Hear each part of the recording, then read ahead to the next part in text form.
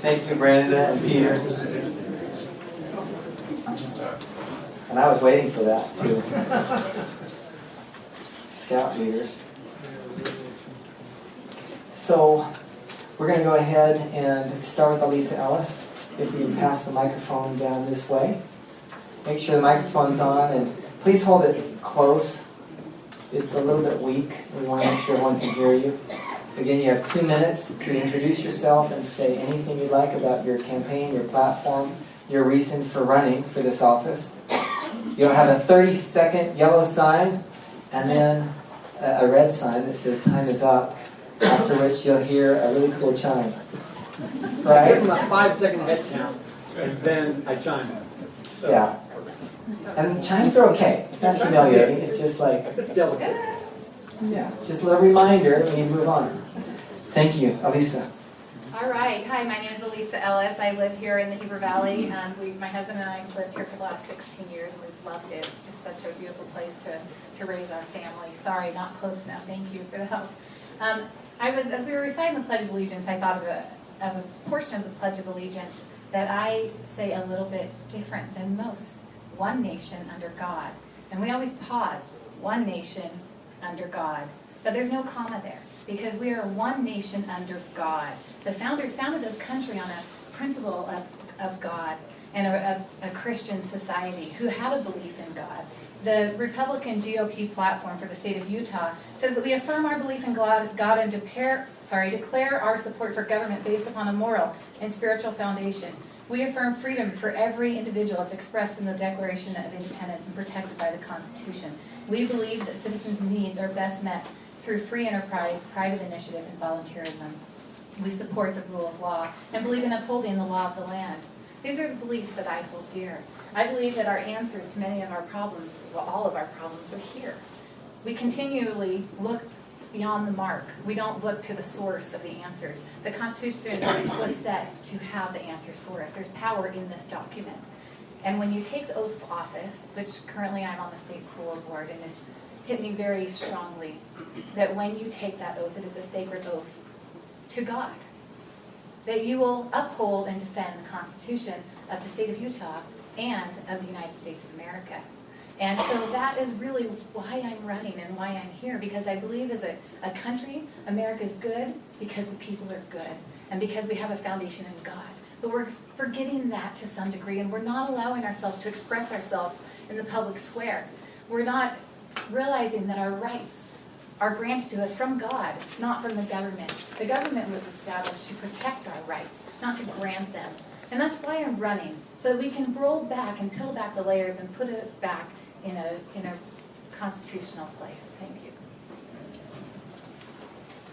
Hi there, I'm Brian Gorham. I'm a State Farm agent in Vernal. I moved to Utah 19 years ago this month. I grew up in Louisiana. I don't like humidity. I don't like water moccasins. I left. But I worked on State Farm's catastrophe team, and I did that for 5 years. I kept ending up back in the Mountain States area. I loved Utah. I chose Utah. This is where I want to be. This is where I want to have my family, and this is where my roots have grown deep. I am running for the Utah Senate for one reason, and that's because rural Utah is losing its voice. And the I-15 corridor is becoming more powerful every minute. You can hear the sucking sound, and that's usually our money going out that direction. In Vernal, I'm the guy that gets things done. I consider myself a citizen servant. I see problems, I fix problems. I look at things through a business person's eyes. I see efficiencies. When I joined the Uinta Fire District 10 years ago, I've been the chairman for 9 years. I was astounded at how they spent other people's money. I still look at that 10 years later as my money. And I will spend your money better than I spend my money. My name's Brian Gorham. I appreciate the fact that you have come out. Alexis de Tocqueville was a French scholar, and he said, "You get the government you deserve." And you guys obviously deserve a good government. We'll try to give it to you. Thanks, Brian. Does this work? Is this close enough? Okay. My name's Jack Rubin. I'd like to start by thanking you guys for inviting me here tonight. I'm incredibly honored to have the opportunity to speak to all of you. The turnout is outstanding. I think you all deserve congratulations for this. Bob is trying to do the same thing over in Summit County. If we can get that done, that'd be great. But this is really extraordinary. So thank you all very much. I went to a school that was founded by Thomas Jefferson, font of so many great quotes. The one that I like is, "The government that governs best governs least." I think we have way too much government. I think the state has taken a lot of stuff that belongs to the towns and the counties, knocked on thousands of doors. People say, "Gee whiz, why are you doing this?" I said, what I really want to do is to get the state out of local politics. We've got county government, we've got town government. Let's get some money to those guys. They understand the problems that are local better than the state does. Let's move that back. You'll hear more about how I think, I hope, through the Q&A today. I'm not here to tell you that I'm a great guy. That's for you to decide. So thank you very much. Thanks for having us here tonight. I'm Ron Winterton. I reside in Duchesne County, just outside of Roosevelt. My family started here in Charleston, and because of the development of the reservoir, my grandpa exited and went to the basin, and so I've been there. I was a truck driver for 30 years, owned and operated my own business, very successful in that. Worked for a lot of the ranchers here in the valley. I fell in love with the sheep business, and that's where I kind of stayed, is hauling them around. I've been a county commissioner now. I'm in my 10th year at Duchesne County. I entered politics, if you want to call it that, just because I saw that there were some things that weren't being addressed. I just wanted our local leaders to at least respond back. The way to happen is to get involved. I signed up not knowing that I would even win, but I wanted to get their attention. I got their attention. And I have enjoyed what I do. I've made many friendships and relationships throughout the state. I'm very effective as a commissioner. One of the sad things about running for this, I would have to resign as a commissioner. My county does not want me to resign, but that's the fact of life. I have been very effective in what I've done for them. I realize that my strengths are transportation and the needs in transportation. I've trucked around the western United States. I've seen things that need to be corrected or could be better. I think I can bring a lot to the table. I've sat down with the mayor and we've had a discussion. My family still runs trucks up and down this road. We know what it's like, and I relate to it very well. I'm Ron Winterton, and I appreciate this opportunity. Thank you very much. Okay, let's give them a hand. Welcome all of our candidates. Thank you for the introductions.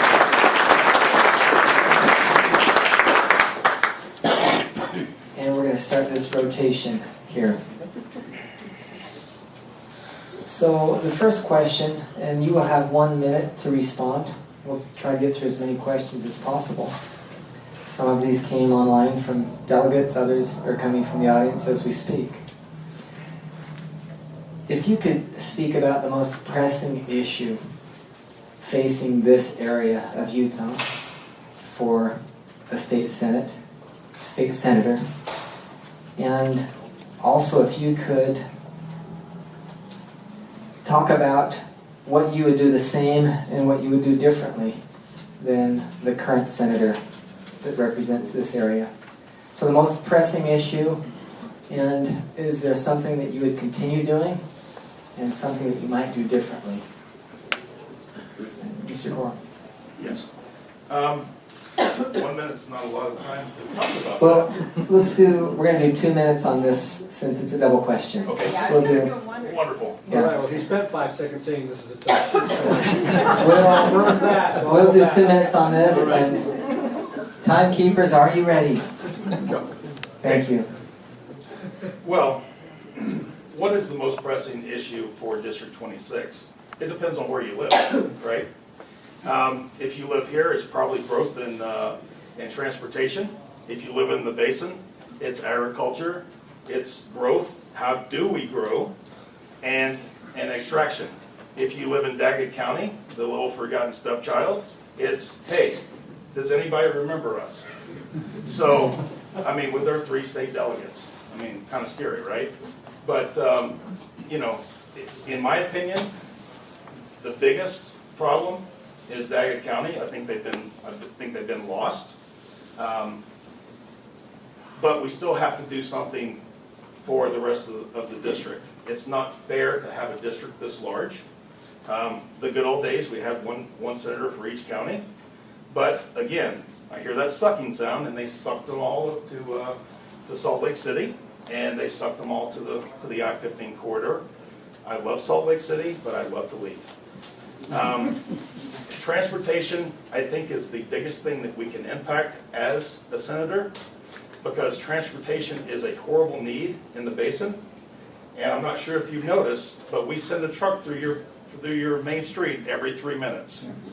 I went out, it got a little warm, I went outside, I counted 3 trucks while I was out there. I was saying, I've been out here way too long.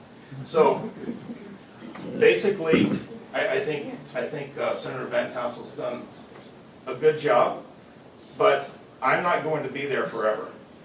I don't mind making a ruckus and saying, hey, we send you a lot of money from the ski slopes, we send you a lot of money from the oil fields. It's time, it's our time. That's why I'm running, because I want to be the squeaky wheel. I want to get along. I love people. I love doing the right thing. But at the same time, we need representation. As rural Utahns, we are losing representation. Thank you. What's the biggest issue that faces us? You heard what my thoughts are with respect to the separation of the state and the local governments. The thing the state can do, and Senator Van Tassel is the chair of the Transportation Committee, transportation is the issue. Why is that the issue? We do have the trucks out here. I've been knocking on doors. You talk about the Heber bypass, willing buyers and willing sellers. That's all good until you knock on doors in Midway and nobody wants it over there. NIMBY, who wants a bypass in their backyard? Could we find a solution that will find a way around that? Can we find a solution that will allow oil to come out of the basin in a more efficient way? It's not good oil to start with because it's full of paraffin and turns solid at 105 degrees. It's been described as shoe wax. Ron, I'm sure you know more about it than I do. Got to be heated in order to be transported. Is there a way to either get a rail spur? There's a cracker, first stage cracker that's under development out there. Are there ways to get oil out of there and other stuff in? So there's the natural resource. Could there be other manufacturing out there, be it building products or other things, without proper transportation, relying on Route 40 to get it in and out? That's not going to work. So it's either going to be finding a deal with Grand County, it's going to be finding a way to get a rail spur through so that they can benefit from the flow of materials in and out of the basin, and we can avoid trying to build a bypass here in Heber. If we got that done, that would just be one of a scheduled number of things that we could do, but I think that's huge. Thanks. For Heber, it is transportation, Highway 40. 4 years ago, the same race, guess what the topic was? What was the burning issue? Transportation, bypass. Where we are today. Are we any closer than we were 4 years ago? For me, I think that we haven't got the right people working on it. We need to have somebody take us serious enough that we have a little trip out here to experience this. Now those guys in Salt Lake, the Transportation Commission and them, they do a wonderful job, but they have to do with the facts presented to them. If somebody's not passionate enough about it, it's not going to happen. I do know the Transportation Commission. I do know 1, 2, and 3 at UDOT. Terry Newell just got assigned to be number 3. She was our regional director. Very good relationship with her and Shane Marshall. I know the people we can get something done. I'm not saying I'm going to commit that it's done in 4 years, but I'll tell you what, we're going to be a lot closer than they are. The second thing is growth. My county in 2014 was the fastest growing county in the nation of its size. We experienced that. I think I have something to bring to the table because we experienced that.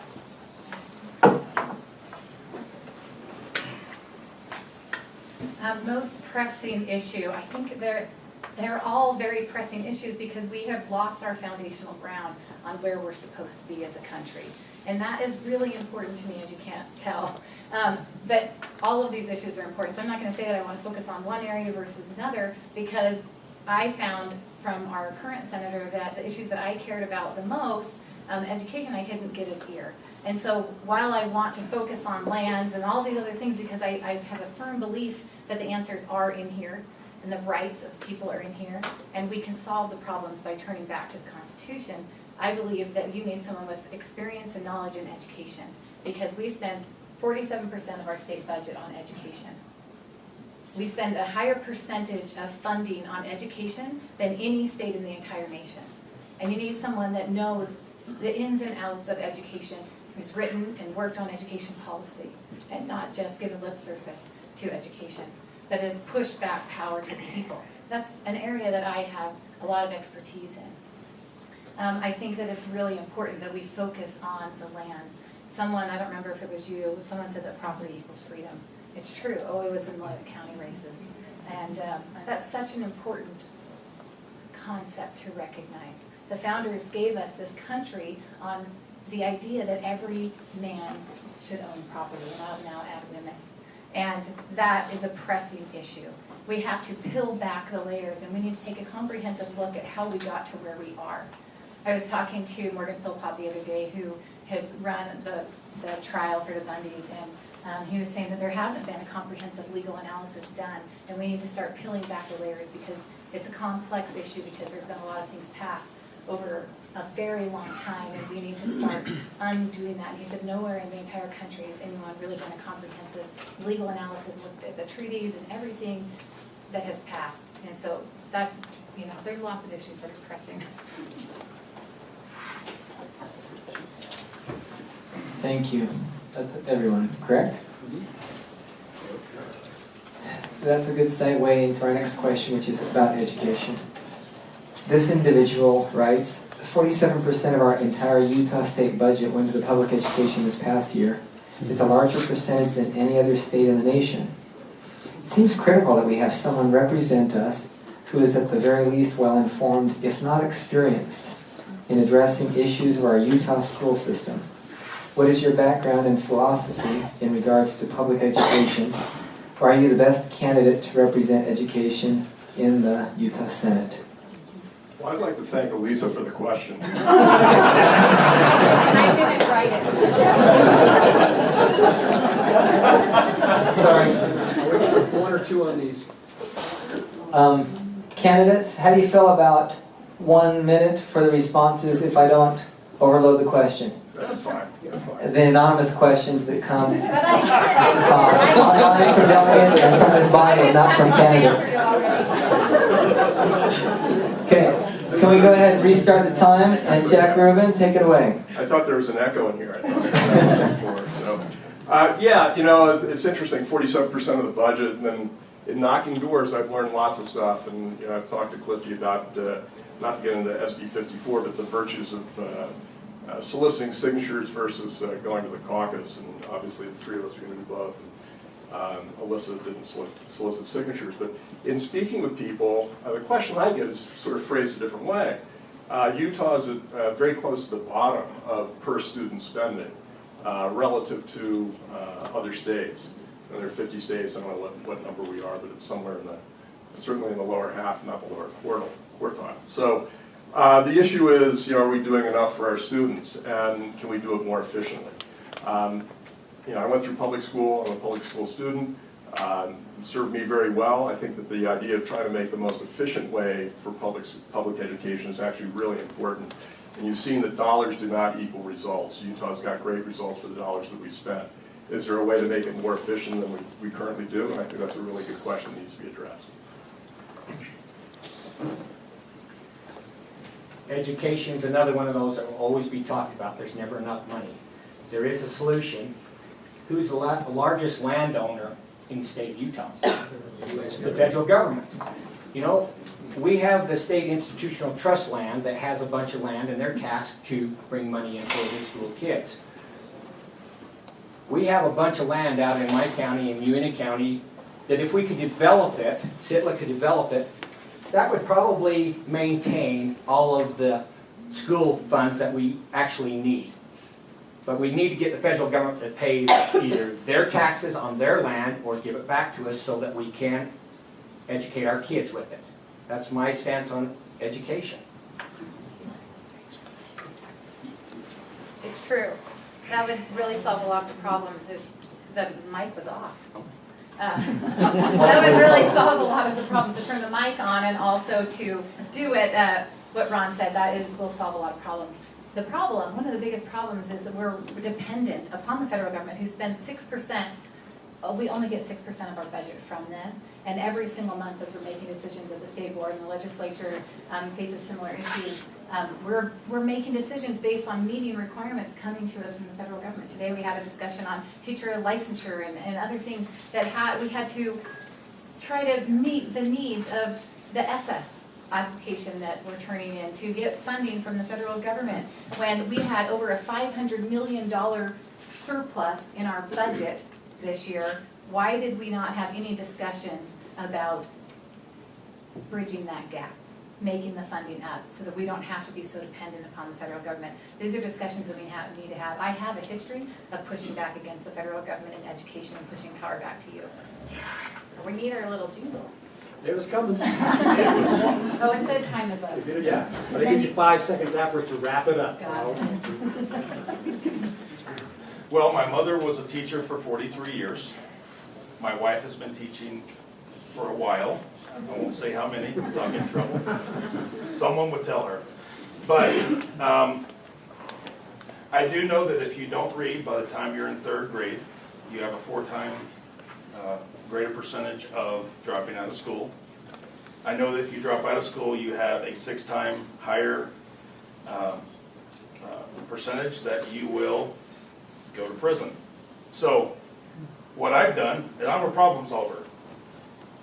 My Rotary Club, I helped us adopt Naples Elementary.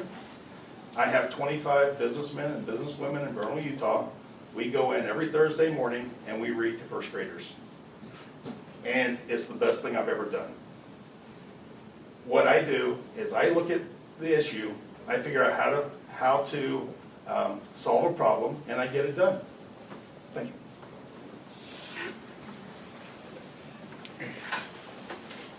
Thank you. Many people in our nation believe that an uninformed citizenry is one of the greatest dangers, if not the greatest danger, threatening freedom and liberty. How do you feel about this, and how can you promote a more informed citizenry? Do you see this as a main purpose of the caucus system? And I'll just add, this past caucus in Wasatch County, the numbers were pretty low. Compared to 2016, the presidential election. My precinct, there were about 10 people there. Our biggest, maybe 40, 50. And it's sad and it's embarrassing when you have thousands of registered Republican voters and many who are not registered. We had a precinct with no one who attended. A precinct chair and her husband held elections, and they voted, and there are delegates. And They're here tonight. and they're here tonight. Yes. But we appreciate the dedication of all these leaders in the community. But it's a concern. Caucus attendance, the voting statistics, it's a concern. Not only here, but nationwide. There's some apathy. And so I just say that as a preface to this question.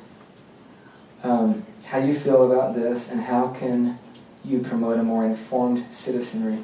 Do you see this as a main purpose of the caucus system? We'll give 1 minute. And whose turn is it now? Thank you. I believe in the caucus system. That's the grassroots. And as elected official, it's always disheartening to have an issue that would affect a lot of people's lives and not one person show up to an advertised hearing. Why is that? You can put it out there, you can put it on the radio, newspaper, you don't get them to come unless it happens to be in their backyard, and then they are furious. But I was talking earlier, people don't show up, but they can criticize the job or the decisions you make because they're not informed. Now, I believe that we have to do a better job in that. We went to mail-in ballots in our county. When we did that, we went from 30% to 80%. We also have educated voters because we're able to let them go and research on the internet to find out what this is all about. And so I like mail-in ballots because it gives you an opportunity to go get informed. Who is this person?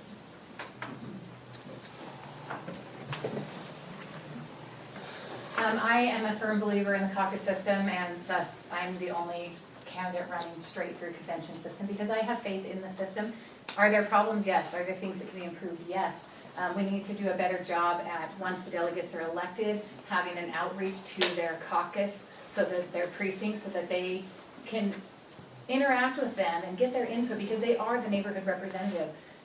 It is an important thing. One of my main objectives on the state board, and also if I should be elected to the state senate, is to push power back to people because the decisions are best made here. That it only does good if the citizenry is engaged and rises up to that challenge. And so I encourage everybody to become involved, be engaged. We need different perspectives, different voices, and I think it's a really important part of the process. We can recognize that we all have different ideas and perspectives on how things should happen, but often we have the same goal. We just may have different solutions in mind. But we need to make sure that we aren't infringing upon the rights of other people. But yes, I am a firm believer. I've been a state delegate since I moved here, and I just assumed that everybody voted and did things, and I did the signature deal, and I started walking down the street and knocking on doors. I was shocked at the number of people that aren't registered to vote. I had a gentleman at a gun and knife show, okay, a gun and knife show. It should be a Republican event. He looked at me and he said, I have never voted in my life. He was 78 years old. His grandson looked over and said, really, Grandpa? He came over and signed my ballot. I don't love the ballot deal. I don't love it, but it's the law of the land at the moment. So, you know, I'm going to try to win both. I just think we need to inform people. I think we need to encourage people. I think we need to show people that they can make a difference. I think that I can make that difference. Rory, that's a great question. I don't know that any of us are going to change human nature. Apathy is a very pervasive thing, and we can stand on our head, but that's going to be very tough. That's why the caucus system makes sense, in that the people who have decided to dig into issues are the ones that raise their hands to represent their precincts. That being said, my only issue is having attended the caucuses this past month. The turnout was so abysmal that the base on which it was built is too fragile. Now, is that a function of the fact that the three of us have gone out and gotten on the ballot by virtue of the petition? I say we're customers of the system, and we weren't the ones to make the decision about it. Lisa took another approach. But are we going to wind up with a representative government, a republic, which Ben Franklin said, I've given you a republic, see how long you can keep it. The vestige of that is the caucus system. If it's healthy, it makes sense. Brian and I both learned a lot. I'm sure Ron did too by knocking on doors. That's a very informative thing as a candidate as well. Thanks. I haven't got the system back. Don't worry about it. Thank you for your responses.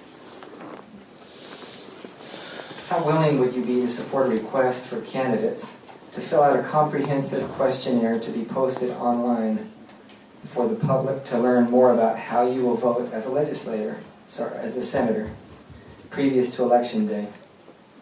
Such a questionnaire would allow space for you to add insights and reasons for your answers. So, Can it be a 5-second? I'm going to actually couple this with another question. Just a short, simple little thing. In our state Senate, there is an unusual amount of voting with one's peers. One senator stated that this small group of 29 senators become friends, and it's harder to vote against a friend's bills unless you have a strong political compass. Do you have a strong political compass? And are you willing to stand alone whenever principle dictates? So they sort of go together. Would you be willing to fill out some type of a questionnaire and share your voting record transparently, and talk about voting alone or standing alone, and not just going with the group or the crowd? Well, for those of you that know me in here, you know that I have a long history of standing alone on issues that I believe in, and so I don't think I really need to go into that in too much depth. But yes, I absolutely would support filling out a questionnaire. I'm very concerned that the Senate was voting in a block this last legislative session. We had the House that had a lot of diversity of thought, and then the Senate, it was like straight Republican, straight Democrats on a lot of issues, and that's a big concern for me. I think that we need to make sure that we're standing for principle. I asked a fellow state board member, why don't you lobby me for your vote on things? And she said, Elisa, we don't need to lobby you because we know exactly how you're going to vote. Because when I ran for office, I laid out the principles that I stand for, and I weigh every decision against those principles. How does it affect you? How does it adhere to the Constitution that I've taken an oath to defend? And if it doesn't matter how great the idea is, I can't support it. Today I was the only lone voice, never mind, but I stood alone today several times. I think the Utah legislature should be ashamed of themselves. We passed 500 bills. Is that a mark of the more bills, the better the legislative session? Is that crazy? Why don't we do away with 500 bills? Why don't we do away with 1,000 laws? It's, my grandmother was an amazing person. She said, it's never the wrong time to do the right thing. And I live my life by that. If I'm the only person on the island, it's a pretty daggone good island. So, I can look at myself in the mirror. My wife always says, you go, you be the person you need to be. I do. So Brian, you didn't answer the questionnaire thing, but I'm a cynic. No on the questionnaire. I've answered questionnaires before with questions like, when did you stop beating your wife? Questionnaires can elicit the answers that they want. I think I'm much better at sort of answering your questions directly. So no questionnaire from this guy. As to, are you going to log roll, or are you going to pork stuff, or all these other things that I don't quite understand? I'm very proud of the fact that I don't know 3 people on the Transportation Committee. I don't know 26 other senators. My objective at the end of the session is simply to look you in the eye, you in the eye, and you in the eye, and say that I made decisions that my belief adhere to the Constitution, meet some other principles, and are the best for the 26th, period.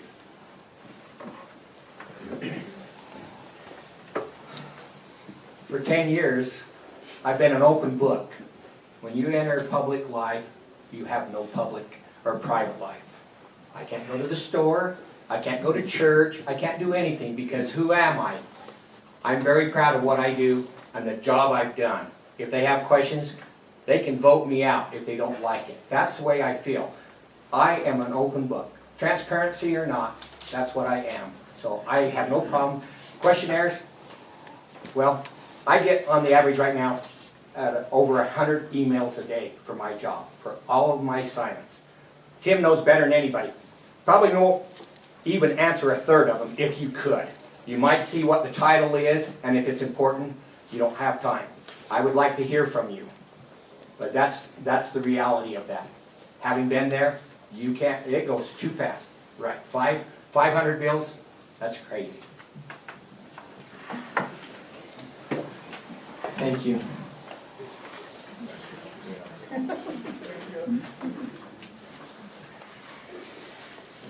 We're gonna go back to growth, which we heard a lot about with our county candidates. Wasatch County, one of the fastest growing counties in the nation. How would you, as a senator, help to find and maintain a balance between responsible growth and tourism here in Wasatch County, but also maintaining that small town rural feel of green space, supporting agriculture? At the same time, how are you going to support the basin? Some areas that may be struggling economically and not experiencing that same growth. It's a very large geographical boundary, a lot of travel, and some diverse issues. And so this is twofold. Balancing responsible growth, but also helping those who are struggling economically. Please. One of the main things I want to do is get the government out of your life. We were in Camas the other night, and a gentleman asked me, what would you do for me if this happened? And I said, nothing. Nothing. Because if you ask the government to come in, they stay. Right? So be careful what you ask for. Local control. Local government. In the Uinta Basin, we can figure out our own problems. But we have to be in charge. We know what's best for us. You know what's best for you. I'm a conduit. Brian, this is what we need. Go do it. Brian, this is what we need. Go do it. I work for you. Period. Yeah, I would echo that. Managing the growth in Wasatch County, that's up to Wasatch County. That's a high-quality problem, and I think you've got a county council, you've got town councils, you've got mayors, you guys figure it out. I think growth in the basin is another issue. As we talked about before, there are infrastructure issues, whether it's transportation that's been kicked around for, I've heard anywhere from 40 to 60 years without a solution. Let's get that figured out. Let's get the basis for that to happen. If it's public lands, if it's actually getting more control, local control over public lands, that's a state issue. But at the core, I think Brian's exactly right. As I said at the top, the government that governs least governs best. Thanks.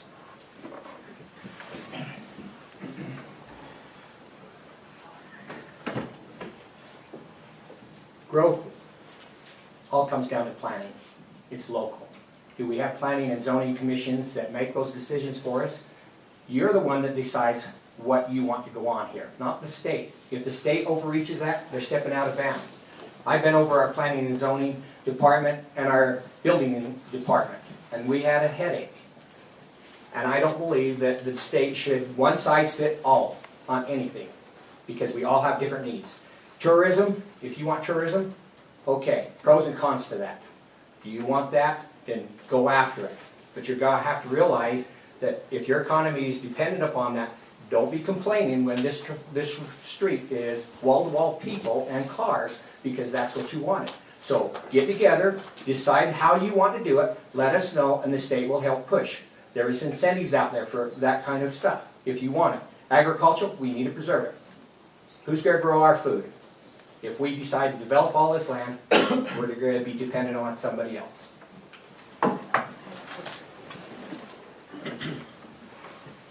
Yes, I would agree. This is not the role of the Senate. This decision should be pushed down to local communities. I could tell you to appease you, hey, I'm going to come and fix this for you. But like I was talking to someone last night on the phone, that would not be the proper role of government to fix the power lines for you. That would not be where I should be serving you. And but to help struggling rural Utah, I just wish everyone could go out to Daggett County and take a tour of their school district and what it takes to get the kids to school and to help them. They do not own hardly any of their land. They have 10% of their land that's not owned by either the federal, the state, or another individual, roughly. And we need to, as I said earlier, take a comprehensive look at where we are and how we got here and start peeling back the layers so that we have a legal basis to get back our lands, because that will grow our economy. That will put the power back in the hands of the people. Thank you. I'll just remind the audience, we love your questions. If you can jot them on a piece of paper, pass them down to Renee. Thank you. So, we'd love to hear a little bit more about your experience, your background. Do you have a record in public or community service where you can show us that you support government limited to the most local level possible? We hear this a lot. Back to the states, back to the states, back to the counties, local, local, local. But we don't always see it. And so, I would emphasize the word limited. Talk to us about your experience in public service related to limited government. Yeah, I've got one example I'd like to share with you. For 11 years, I was on the board of a not-for-profit that helped thousands of kids get to college. And we're talking about kids from single-parent families that had no one in their ancestry who'd ever been to college. For 3 years, I ascended to the board of this, from the board to be the chair, ran it, and we were presented with an opportunity by the city of Boston, and what we did was to run kids through college prep. 10 weeks of verbal and math, and help them with their applications and stuff. City of Boston said, gee whiz, you're doing such a great job, we'd love you to do it for the city of Boston. I stood up at the board meeting and said, over my dead body. I said, the moment we do that, the moment we take dime one from any municipality, we've lost control of our organization. We're doing great work. We've got a lot of land, a lot of runway in front of us. And I said, this is something we should do independently as a not-for-profit. And the moment we take any dollar of tax money, it's over. Thanks. I don't know if I understood the question right. Limited government? Limited government where? In our lives or in our service? Because I have a hard time drawing the line anymore. My wife gets after me, I am the government, but I am a taxpayer and I realize what the effects are. And I don't like government in my life. And so they don't belong there, set the parameters and leave us alone. State government, same way. County government, we should just be able to set the parameters of how we want our growth to go and then let the people govern themselves because that's the best results. Private can always do it better and more efficient than the government.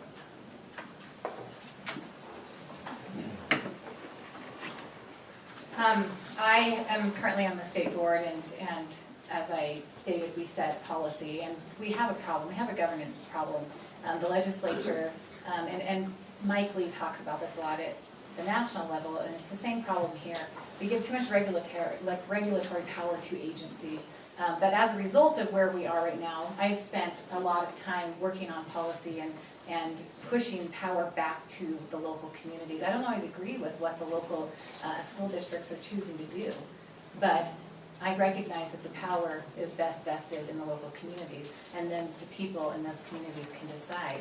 I do want to talk about something that I did this week. I went and visited a friend, and they put a food and care coalition in Provo, and it was such a beautiful thing, and they are running independent of the government. They have just a small little bit, and their goal is to be completely self-sustaining. And I walked up to this building. It was the most beautiful building. It actually mimics this police department. And it was just such a beautiful place, and the homeless people that were there, it gave them worth, and they felt like they wanted to be there. Anyways, and they had solutions through volunteer service. I've been on the Uinta Fire Suppression Special Service District, the longest name ever, for 10 years. I've been the chairman for 9 years. And one thing that we've done is we have always balanced our budgets. We're the only special service district in our county that has no debt, and that's because I throw a fit when we talk about spending money. If that had not happened, we would have gone broke. We would have gone bankrupt during the downturn in the economy. And one thing that I did do is I ended baseline budgeting. And that had always happened. Baseline budgeting is where if you actually survive to the end of the year, you get the same money for next year or a raise. I stopped that over the last 8 years. We have saved over $1 million because we have stopped that. Because of a couple of things, but thank you.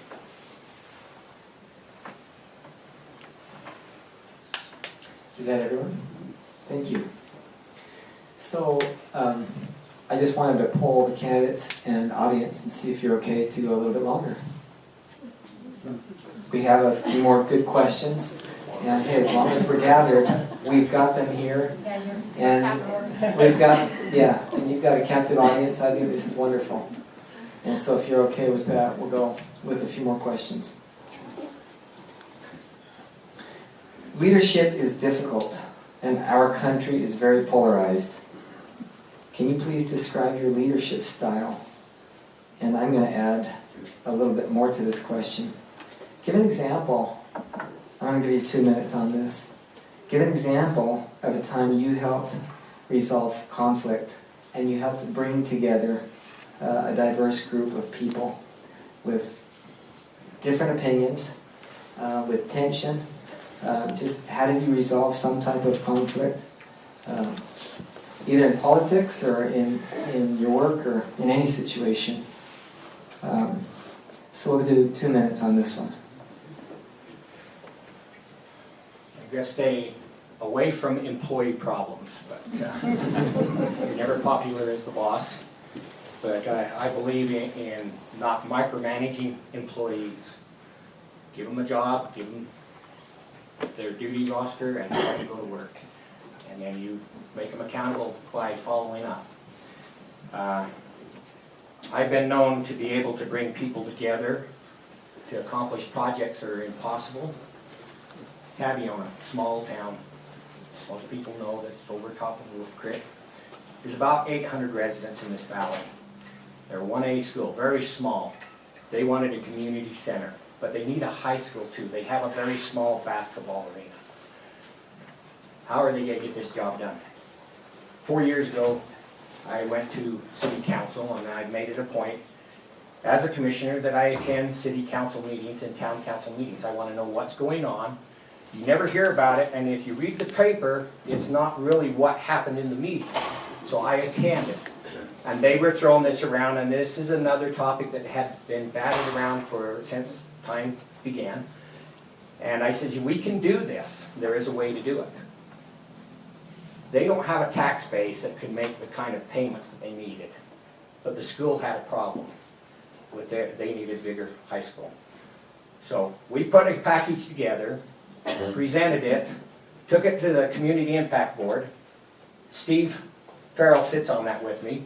We presented it. We do not finance school buildings, but we finance a community center that has a basketball court in it, an exercise room, and some classrooms, and a community room, kitchen, and that they can use.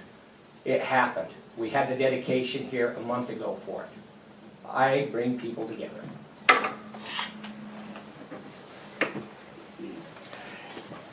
Well, arguably, I have to do this on a daily basis. I have 7 kids, and there's often conflict in our home, and I have to bring both parties together, come to a solution, find resolutions that work for all the parties so that everyone can walk away happy. It doesn't always work. Sometimes there's tears involved, but I do my best.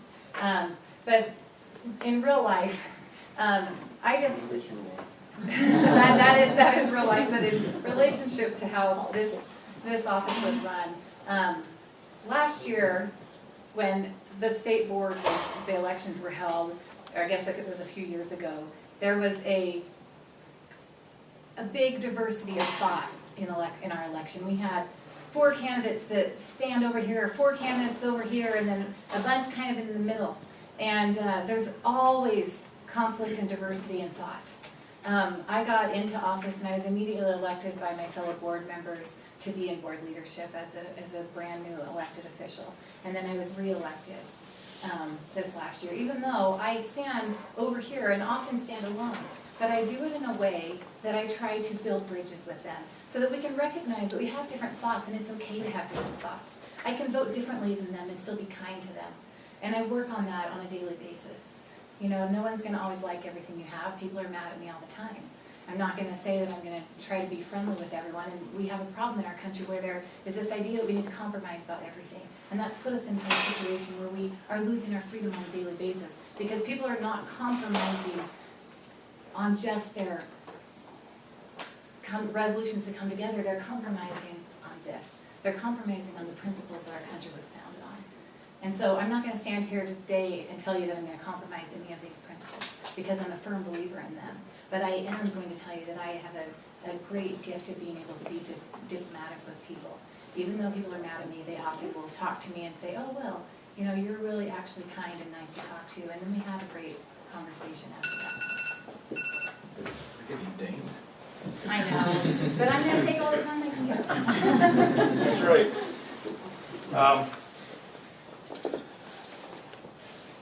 I'm kind of a quiet guy. I just sit back, I look at the issues, and I figure out what needs to happen. I've led in every group I've ever been in, and what I do is I look for common avenues. I was a state officer in Rotary. I started the Rotary Club in Roosevelt.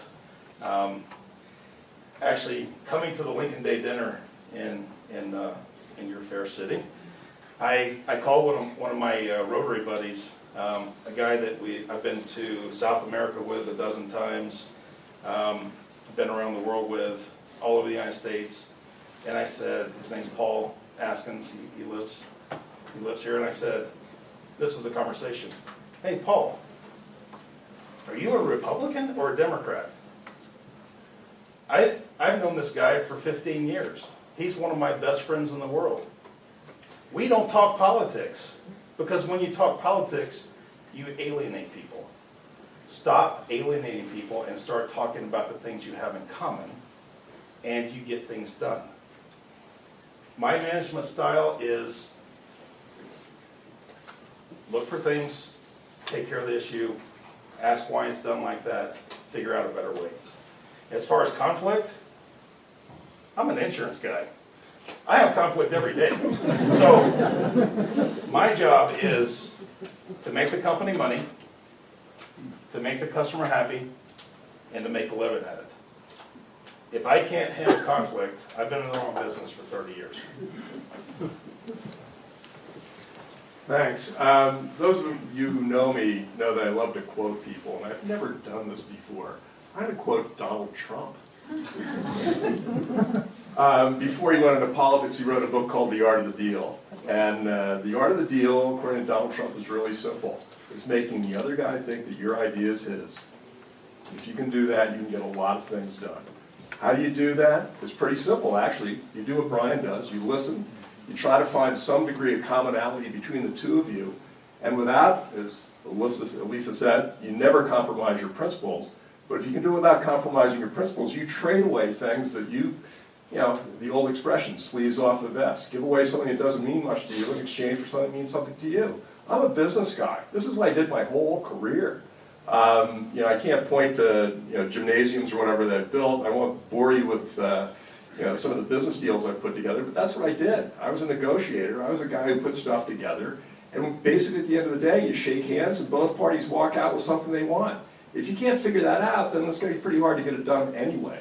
But then you look for that, and the only way to do it is what Brian's talking about. You use your ears. You have to listen. They used to talk about the chess clock. If you ever watch guys play speed chess, you move and you hit the button and the other guy's dial goes.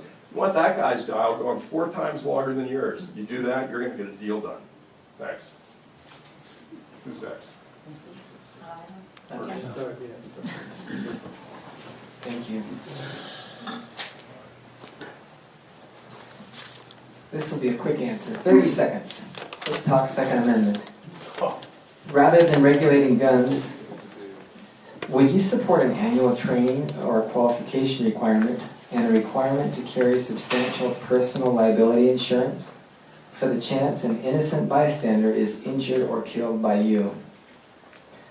So, your thoughts about this specific Second Amendment question? So, Elisa, starting out, quick 30-second I'm just response. thinking that's a question I have never even considered, but I am a firm believer in the Second Amendment, but I would want to ponder on the ramifications of that because I want to make sure I'm not infringing upon anyone's rights. And so I'm not going to pretend to come up with an answer because I want to make sure that I know the ramifications of what that would mean because I don't believe in forcing people to do things, but I do believe that I do believe in the Second Amendment, and that right should not be infringed. Shall not be infringed. Ambiguous? I think not. Utah is the most conservative state in the nation. We should only be liberal in one thing, and that's our gun laws. As a responsible individual, you should have any gun you want, you should be able to do anything you want, and the government should get out of your business. Now, if you're a bad person, they've got a building for this, right?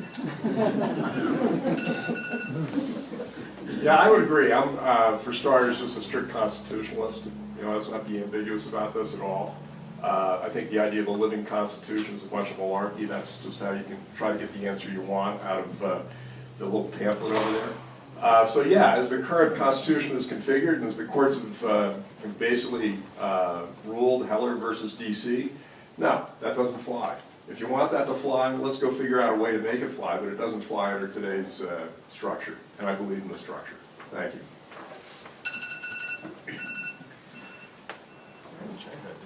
We believe in the right to bear arms. That's it.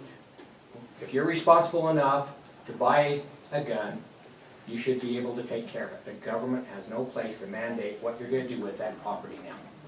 And there are consequences if you step over the line. So, no, I don't want to be mandating anybody to go learn how to handle something that they just invested in. That's their responsibility.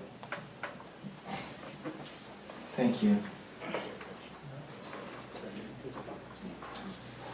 Are we okay to go a little longer? A couple more questions? Great.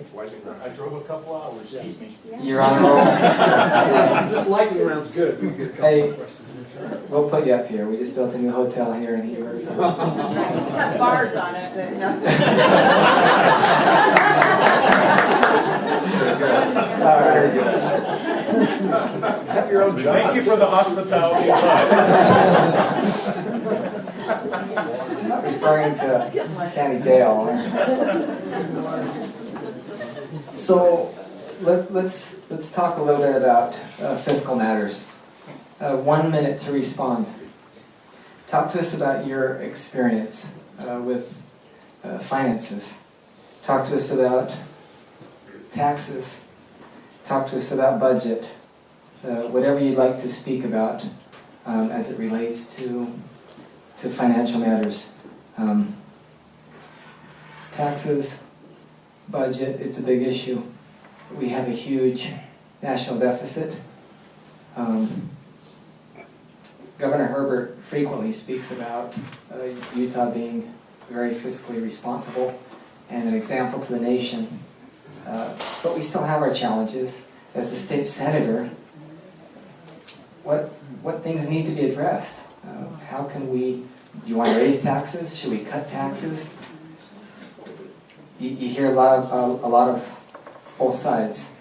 And so talk to us about what needs to happen to the financial state of Utah. Who's going to start out? How long do you want? 40 minutes. Would you like 1 or 2 minutes on this? Let's do 1 minute. So it's sort of wide open.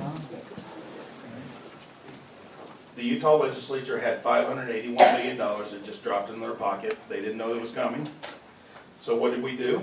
We spent it. We spent your money. They paid back $88 million to the rainy day fund. Obviously, if it rains, you need the rainy day fund. So why not build the rainy day fund? But why not give people back money for their taxes? As a member of the fire district, I griped every time we spent money. And if we had not been physically conservative, then we would have gone bankrupt. We have never borrowed any money.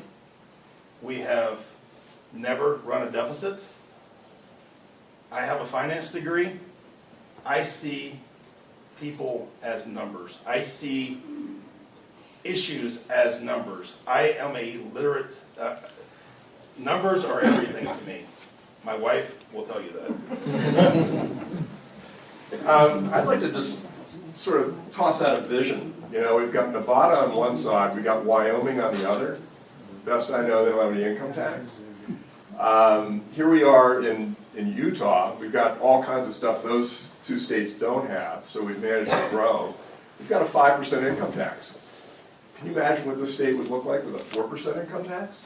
Or a 3% income tax? Cliffy was there when I did a little 2x2 matrix in the library.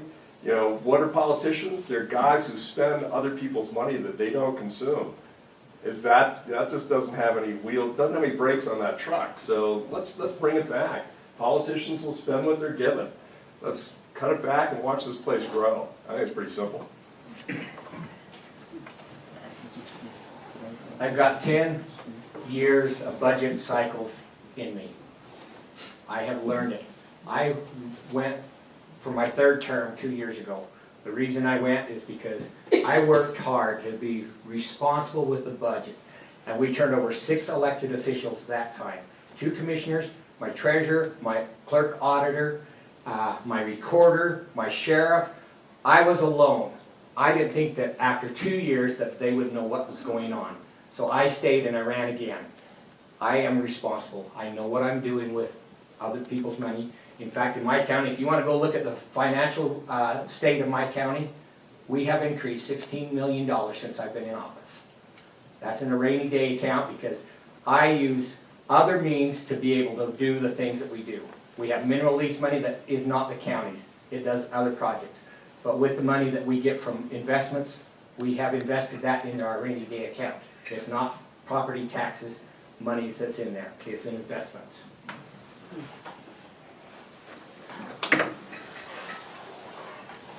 I think it's important to remember that it's not our money, it's your money, and we need to be wise stewards over it. And we need to recognize that when we decide and make decisions to spend something, that it needs to be necessary.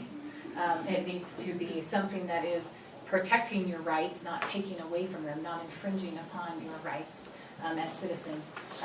We have a taxing problem, not a spending problem. I'm sorry, the other way we go. Spending problem, not a taxing problem. I apologize for flipping that the wrong way. And right now, in education, we have so much money that's limited coming in, but there's a lot of things we have vendor bills all the time at the legislature that, you know, people come in and they push things down.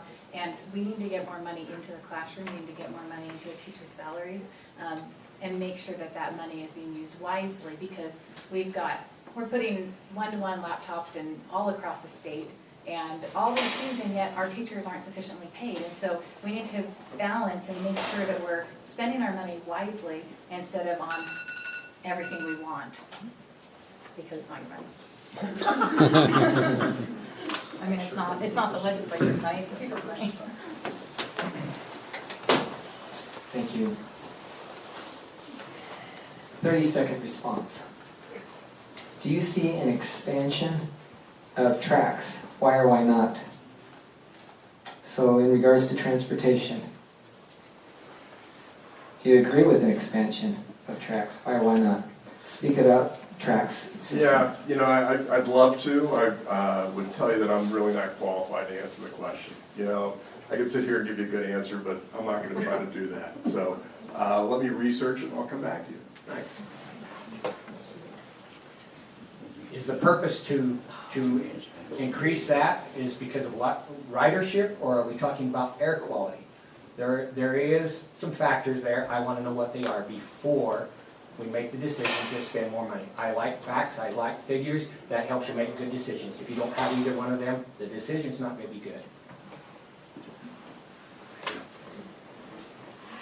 Right, I'm not going to pretend that I have a grand amount of knowledge on this, but what I do know is that the money is widely misused in our public transportation system, specifically with tracks. We're throwing tons and tons of money in it, and it's a black hole all the time, and so I think there's something that needs to be done about that. So no, I would not be in support of expanding it unless there was something that was going to be fiscally responsible on that. But more research would definitely be needed. I would love for tracks to come to Vernal. I I think we should expand it all the way there, you know, because it seems like it's 3 hours for me, but it's 7 days to get from Salt Lake to Vernal. You know, that's something for the city boys. And like Jack said, if you don't have the answer, sit down and shut up. Thank you. We are in Wasatch County, and so I would love to know, how are you going to serve Wasatch County? We have Summit County here as well, so I'll say Summit County.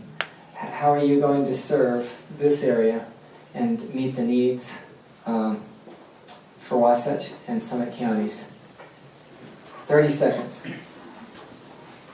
My past tells what I do, what I've done, and I will be here. If there's a meeting that I need to be to support you, I will be here. I can't come if I'm not invited or I don't know about it. So again, it comes back, how do we get the message out? You have my phone number, I will be here. That's the way I operate. I would agree with that. I will be at meetings, but if you don't know about them, you can't be there. So I do echo that. But how am I going to best serve Wasatch County? How am I going to best serve Summit County? As I told all the counties, I'm not going to stand up and promise I'm going to be a better servant to you over Summit, over Uinta, over Daggett, over Duchesne, because I want to be a servant of the people. And when we follow constitutional principles, the whole foundation of the Constitution is to put the power back in the hands of the people. And so I don't have to stand up here and tell you I'm going to do special favors for Wasatch County, because this is where the power lies, is by going back to these principles. I haven't promised anybody anything except Daggett County. I went to their convention and I said, you've been lost, you've been forgotten, the state of Utah owes you. We have very interesting things going on in the basin here. All I can tell you is that I will listen and I will act. I will look for solutions to problems and I will help you any way I can. Ready? I'm always ready. Okay. I think there's two things here. One is, if you force government back to the local level, that's the best thing that can happen to both Wasatch, Summit, Daggett, Uinta, and Duchesne County. It's not particular to these two counties. The other thing is what can happen at the state level, the transportation issue, as we talked about before, getting the tandem trucks off here, is we're all in the same bathtub. We're all, it's like the old planes when they have a smoking section, with no divider. We're all the same thing. So, if we can get transportation that helps get oil out of the basin without rolling down US 40, that's going to help us all.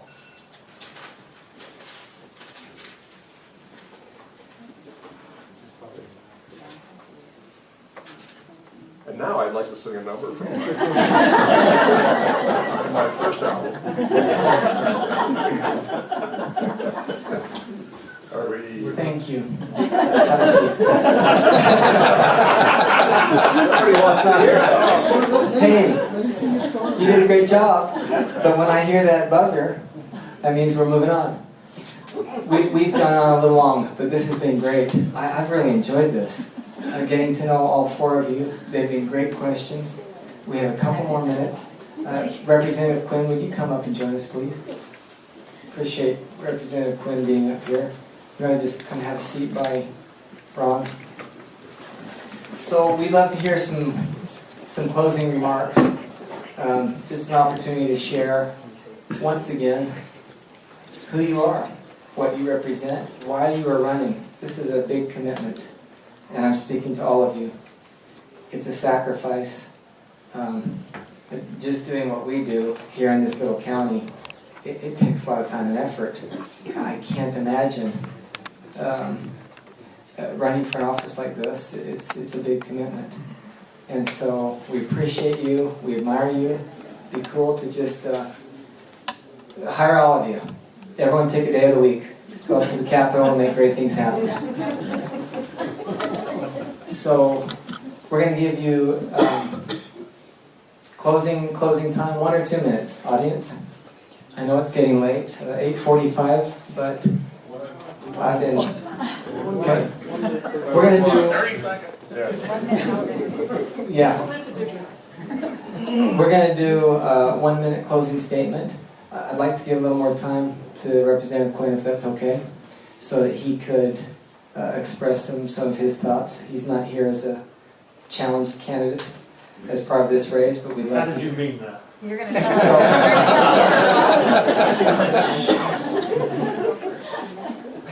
Well, what I meant was, we don't have any challengers here in this race, and so, but we would like to hear a little bit more from you, so. So a minute and 5 seconds? Or- Yeah. So, 2 minutes, Representative Quinn, for, okay. We'll have you go last and take a few minutes, how's that? We're starting with Ron Winterton, And then we're gonna go backwards. and I'll go backwards, and then we'll end with Representative Quinn. All right, closing remarks, thank you. An honor to be here and to see grassroots here. Those people that have been engaged, I appreciate that. You know, I'm running because I looked at the candidates that we had at the time, and nobody had the experience nor the knowledge necessary to fill in for a 12-year veteran. I believe that I am the only candidate, if my research is right, that is born and raised in Utah. Not that that makes any difference, but I have lived here. I have had the heartaches, the sweat and tears to know what it takes to be successful. I know what we can do as a team to get things done, and I would appreciate your support. We're going next. We're going back. We're going backwards this time, Oh. because Lisa started on the introduction. Okay. We're gonna let her finish. Okay. Just do what you're told. And now for my second album. No, I'm Jack Rubin. Hopefully tonight you've had a little idea, a little chance to see that I'm different than some of the other candidates. You know, it's up to you to make the choice. I'm not going to tell you which choice to make. I know which one I'd like you to make. I'm a business guy. I'm not a politician. I don't know anybody in Salt Lake. I don't owe anybody anything. I intend to do this straight up. As I said, I want to look each and every one of you in the eye at the end of the first session and be able to tell you in this, the next 4 sessions too, and tell you why I made the decisions I made, because I think they're the best for the 26th. I used to run pension fund money. I've read tons of footnotes, stuff that would put people to sleep. That's what I used to do. I dig into stuff. I try to find the kernel for it, try to figure out the reason to make it happen. No, I don't have Ron's experience, and I'm actually very proud of that. Hopefully that provides you with a little contrast and will allow you to make a choice. Thanks. Well, when Ron got into the race, none of us were in the race. So we looked at it and said, we can beat those guys. I'm not a career politician. I am a citizen servant. I want to help. That's what I do. I find solutions. I find ways to make things happen. I believe in rural Utah. I've said that, I've said that, I've said that. Rural Utah needs a strong voice. Rural Utah needs someone with passion. I talked to Kevin Van Tassel and he said, I wish we could combine you and Ron, because Ron knows a lot and you have passion. I can learn. Can someone learn passion? I don't know. The only thing I know is that I will do a dadgum good job for you guys. Period. Thank you. Thank you. I think you have a lot of great choices up here. I do have a lot of experience. I feel like I'm very highly qualified for this job. The founders didn't form a system of government where you had to have, all this experience under your belt to be able to run for office. They want people to be engaged in the process and to have citizen involvement and to have everybody take a turn to be engaged in the public process. And so I do have the policy and real life experience. I read bills for fun. I have for the last 6 years. It's really kind of funny. And I've been on both sides. I have been the citizen activist, and I've been there as a state official. And so I know what it feels like to not be listened to when you're a citizen. And so I will honor that. I don't want you to vote for me because I'm a woman, but I want you to recognize that my perspective is valuable and needed. Our perspective is needed up there. And there's a lack there, and we need to make sure that voice is also heard and represented. The reason I'd ask you to vote for me is I feel like I have a lot of great ideas. They all are already on the ballot. So I'm the only one going through the caucus convention system, and I would be honored with your support. Thank you. That's okay, I won't use the mic. Everybody can hear me, right? Just real quick, to Morgan's point, he said I'm not a challenge candidate. My wife would disagree with that. And many of my colleagues in the House would disagree with that as well. But I do not have a Republican challenger, thank goodness. I do have 2 Democrats that are vying to run against me. Both are from Park City. When their primary occurs in June, we'll know who my candidate will be. I want to talk just for a second about some of the issues that were brought up here and what these candidates, how they address them. First of all, Morgan said, he would like to hire all of them. If that could work, I can give you the 4 names of senators I'd like to replace with.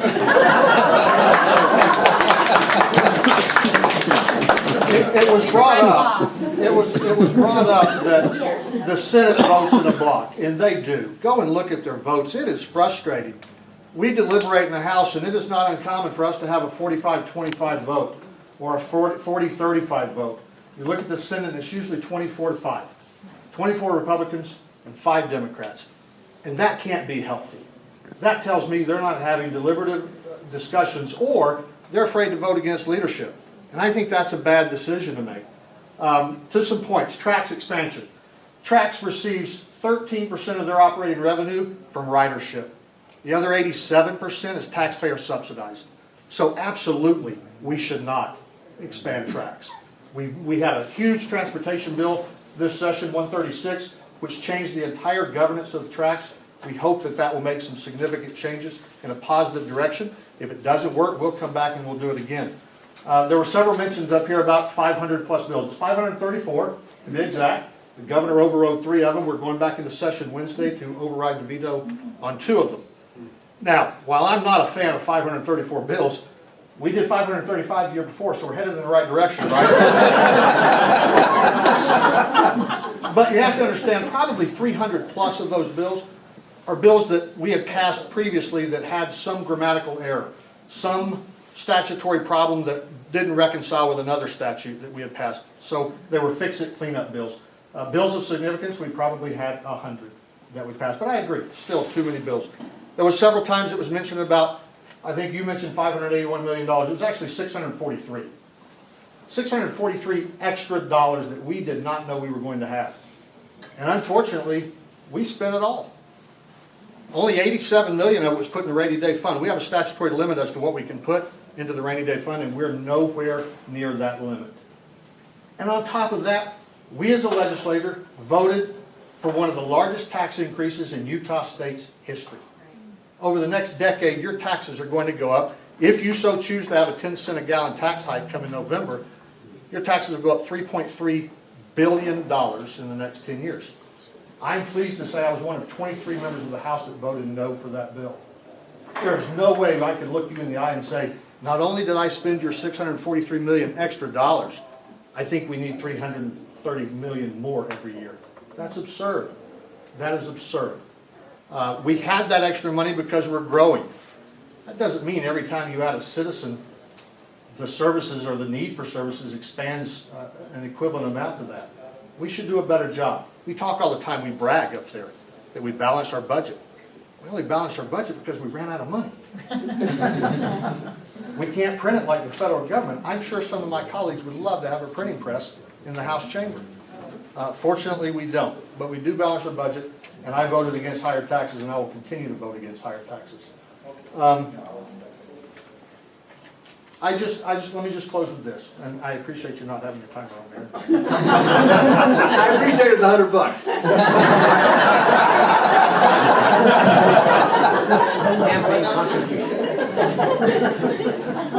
I'm not here to ask for your vote, because hopefully you would all vote for me anyway, since I'm the only Republican on the ballot for this district. What I am here to ask you for, though, is your support, and I view that as 2 different things. Come around the latter part of September, the 1st of October, I would love to have the people in this room be willing to put out yard signs. Be willing to call 10 friends and ask them to make sure that they vote. The problem isn't that we have more registered Democrats or more registered Republicans in this district, and Park City does skew that quite a bit. The problem is that Park City is much more active in their voting than we are in this county, as we are as Republicans. So my request to you is that you help support the Republican effort so that we can continue to have someone that will continue to vote no for taxes, limit the scope of government. I think I was in the top 10 of legislators that voted no this session. I don't want to be a contrarian, but if I don't think we ought to be doing something, then I'm going to vote no every time. So again, I appreciate you being here tonight. I appreciate your efforts as state and county delegates. And come late September, I hope I can give each of you a call and you would respond with your support. So thank you. Thank you.